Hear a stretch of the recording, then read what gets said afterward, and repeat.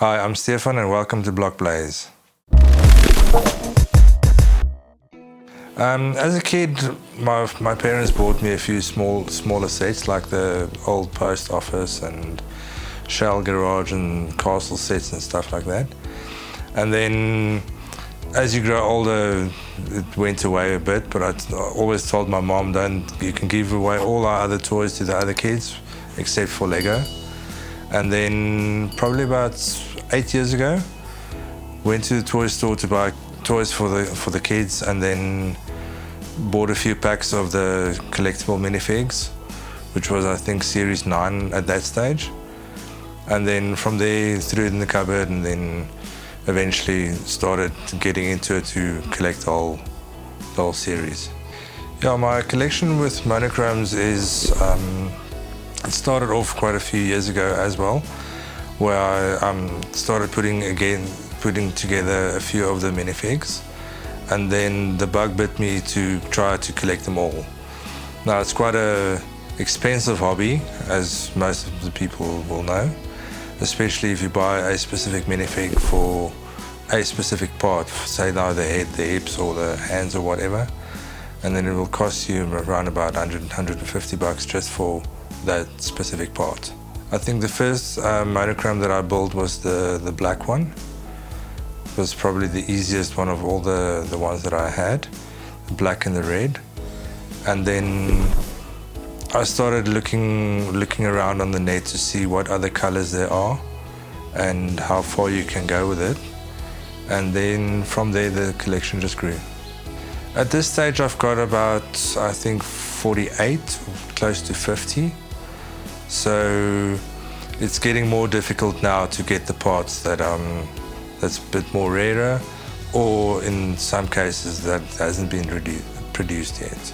The red chrome one was only released in a keychain, which was a VIP keychain, and I only received it this past weekend. I think I still need quite a few colors. I'm very close to the end, if I can say. But as I said, there's certain parts which hasn't been released yet, so it's getting more difficult to get a minifig more complete. In the beginning, I tried to get black parts to replace it. I know some people's OCD doesn't work well with black parts replacing missing parts, but for me it just makes it easier to know which ones I still need. Technic, I bought my first set, say probably about 7 years ago, which was the Formula 1 car. And then other interests is creator sets like the Beetle, the VW bus and so forth. So I'm trying to get those as well. And then my wife got me into mocking as well, which is probably one of my favorite pastimes at this stage. I think the last building that I did for Brick Fair was probably my best. But in our sense, we built something for one display, for one event, and then we break it down and then build a new one. The last mock that I did was quite a large building. I wasn't too sure what it really was at the end of the day, but I told everyone it looks to me like a town hall. So it was quite big. It was over 2 base plates big, and my biggest build yet. When we started off with the LEGO user group, we had a look around at everyone's displays, especially when it comes to Technic. And for me, it looked like everyone's got a lot of the same stuff, like all the biggest sets.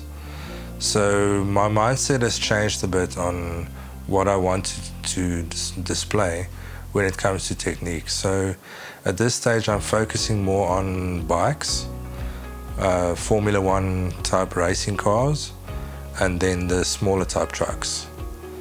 The V8 Racer, well, I call it the V8 Racer supercar, is one of my favorites. It looks a lot like a Dodge Viper.